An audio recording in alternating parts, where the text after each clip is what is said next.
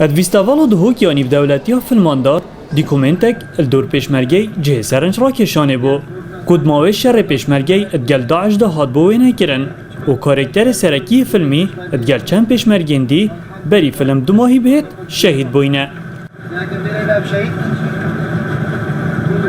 قهرمان سرکی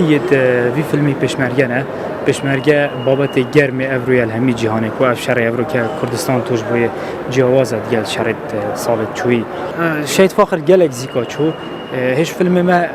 عشان بجم نویجی نبود وقت شهید بوی و دی سابق کاری ویجی اشتا خلاص نبود اشتا گلک جهما بود کو ویا باوی پاکش کربانش تینت یا بله شهید بود نمیشون فیلم خاتمام که نوش کار خاتمام کرد ظالم انا ممكن بتقصني ذكي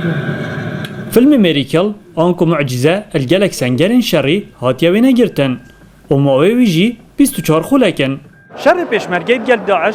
وکریه کدویستاوالا دهوک یعنی دولتی جدانه هنش بیر کرن. ایشوان فیلم بینره که ضرب خوادیتی سر شهیده که پیشمرگی بو کد انتراد کرن. کسو کارن کارکتری سرکی فیلمی و عقید فاخر برواری بو الهول آماده ببون جبودیتنا فیلمی و خوشحال بون ابوی کاری هاتی انجام دان. راسي عقيد فوخر بما قالك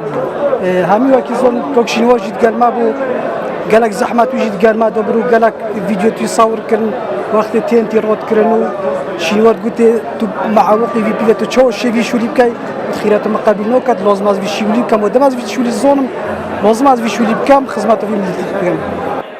شرید گل داعش و کجبریه برای گلک در هنران دای کردستان جبو درست کرنا فیلمان و هند جوان بجداری ویستاوالا دهوک یعنی دولتی بوینه. نچیروان حسین روداب دهوک.